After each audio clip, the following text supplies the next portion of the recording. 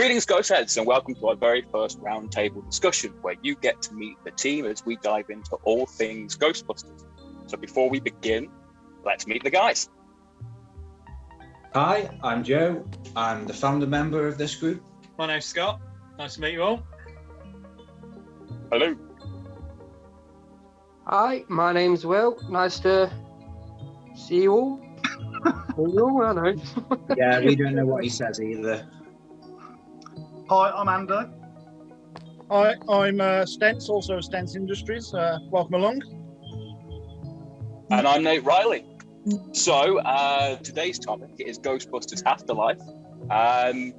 After many delays with the pandemic and whatnot, we've finally got a date set for the 12th of November 2021. So let's begin. What are you guys feeling about this film, and what are you expecting from this highly anticipated sequel? The main thing I want to know, I'm looking forward to seeing what new stuff we get to see. Obviously in the trailer and after events, we've seen that there's adaptations to some of the equipment, like the Crichton pack's slightly different, the goggles. We've seen the RC trap on the car and the gunner seats. I want to see if there's anything else they can throw in there, anything different equipment-wise for people. But mainly, and I know it's a small minor thing, I want to see how they explain how it's Ecto 1 and not 1A. I need that to be explained. Yeah. I need that to be explained. Yeah, canonically even. How have they gone back to Ecto 1 when I know there's rumours at the moment that Ecto 1 and 1A were always different cars, but the way it was made in the movie universe made it appear like Ecto 1A was the refurb of Ecto 1, because we saw it knackered and blowing smoke and stuff like that. So how do they explain that now suddenly it's Ecto 1 in a barn when realistically it should be Ecto 1A? It's a minor detail that really, for the most part, doesn't matter, but I feel it needs to be explained. Is this down to the fact that the 1A is your favourite Ecto? It does stem from that as well, but it also, we've waited 30 years for this film, 31 years now. 32 years. It needs to make sense. Yeah, 32. It needs to make sense. They need to explain it. For me, at least. Anybody else? I'll tell you what I want to know. Go on, then. In fact, actually, I'll tell you what I want to do. I just want to see. I hope it doesn't get pushed back again. Postpone one more time. Yeah. No more. On a serious note, I want to see the OG guys suit up again, because that's what everybody wants to see, I think. It's been long enough. And I also want to see the original theme music in the film, because there was a rumour going around that Jason Reitman wasn't using it. But I can't see that happening, to be honest with you, personally, but we shall see. Anybody else want to jump in? It'll be difficult. I think it will be difficult for them to add the Who You're Going to Call Ghostbusters theme into there, unless they use it in a credit scene or something like that. During the actual movie, unless there's a massive montage, is it going to make sense to be there? Yeah, but it's always at the start of every film. Even the reboots.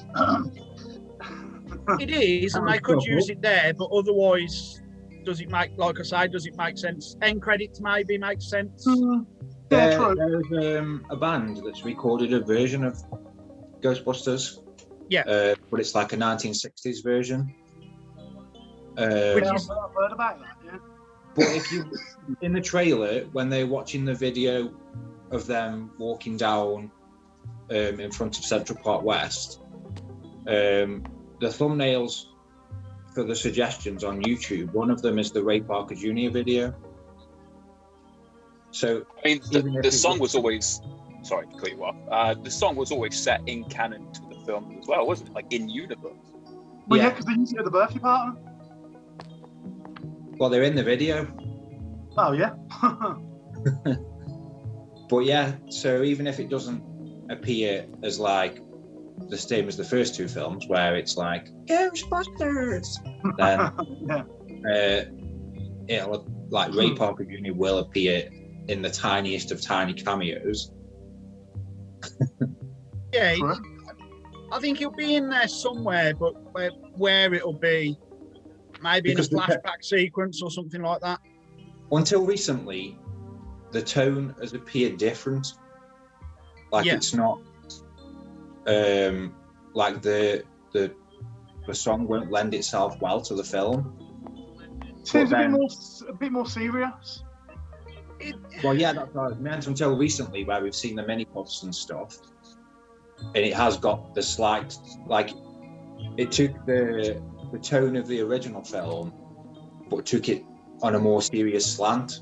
So, like in the original film, when they're talking in the Ecto One and scenes like that make it really serious, is what this film appeared to be going for. And then now they've shown like the weirder element of it, like the mini puffs and stuff. That's like the comedy elements of the first film as well. Yeah. Doesn't that stem slightly from Jason Reitman's directing style, though? Because his films are quite, they've got a serious undertone. The first two Ghostbusters films had a serious undertone to them, though. Yeah, but they've all always got like, I don't know, a sort of serious, like Juno, for instance. That's about pregnancy. I haven't seen that, so I don't. I think it's about pregnancy. Well, that's what I read anyway, or heard. Yeah, it's about teenage pregnancy in Ellen Page. Exactly, so it's got a serious undertone, like a moral to the story sort of thing, if you get what I mean. Yeah, but like I said, the first two Ghostbusters had a serious undertone and quite a dark, in places, quite dark presence. I suppose. I mean, it's always going to have a kid element to, obviously, at the time with Ghostbusters 1 and 2, in between, we obviously had the real Ghostbusters coming out at the back end of that. We obviously had Extreme as well. So, at the end of the day, if it isn't selling merch and toys, then is it really worth putting it in the cinema? That's it. I mean, to a degree, all films and that nowadays are to sell a product. And wow, yeah. Look at like Batman and stuff. We were always told they never made enough toys because they didn't think it would be that big. And then everybody wanted Batman toys when Batman and Batman Returns came out. And then when it came to Batman Forever, they didn't make enough toys. And then and it was just a constant cycle of either making too much and no one being interested, or not enough and everybody wanting it. Well, you look at some of the shows. More recently than that, when they released the first season of The Mandalorian, there were no toys for it, and people was like, "I want a Baby Yoda," and there wasn't anything. And that is low. But then you've got to think of the other extreme as well. You think of some of the cartoons that you remember that you loved as a kid: He-Man, Transformers, Thundercats, Mask. They were all TV programs that were actually made to promote the toy line. They were never a TV show first. They were made to promote the toy line.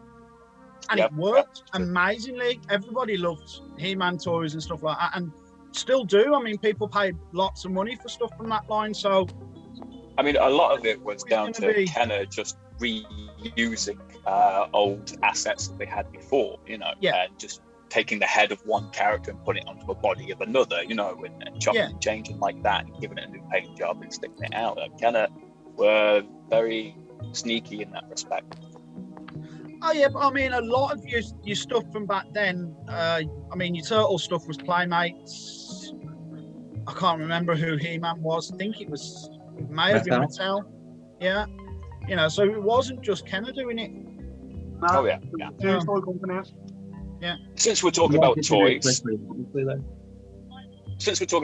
to move back into Afterlife, who do you think is going to be the biggest fan or kid favourite for merch? Muncher. Is it going to be Mini Puffed or Muncher? Yeah, I know. It's got to be Muncher.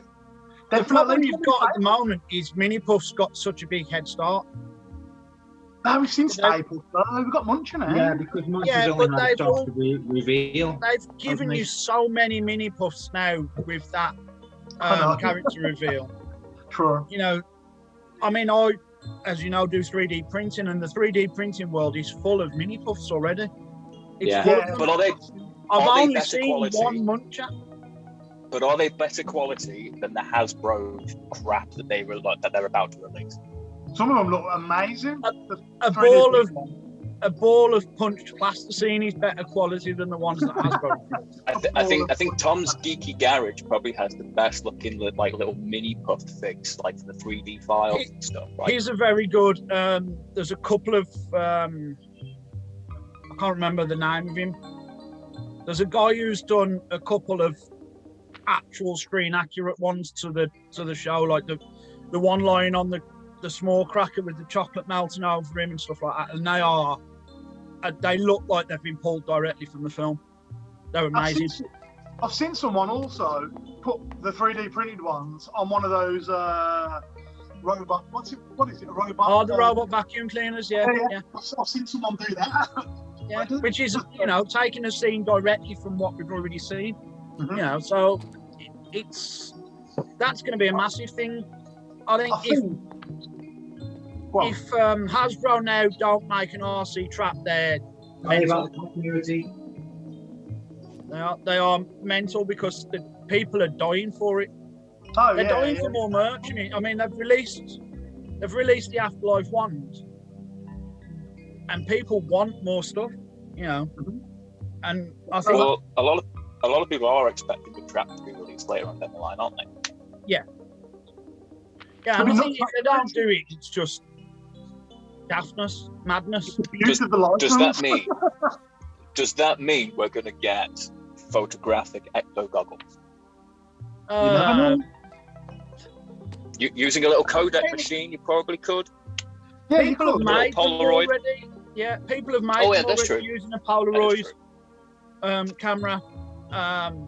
It's doable. It's out there. Will Hasbro do it?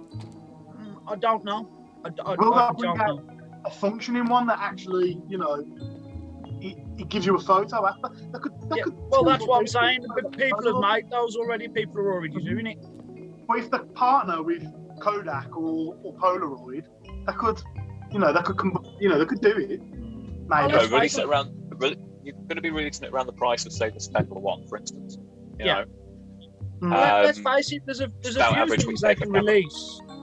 There's a few things that they could release that they could make a killing on, an absolute killing. But it's whether or not they decide that they think it's profitable. Right. And unfortunately, companies don't care about what you think; they care about what they think. Because if companies cared about what we think, Henry Cavill would still be Superman. A very good point, my friend.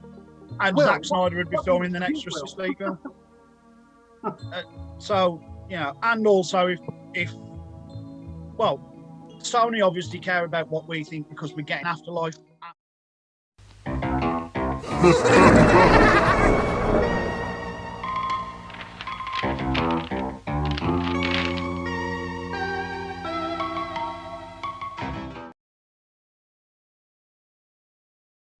Type something, will you? We're paying for this stuff.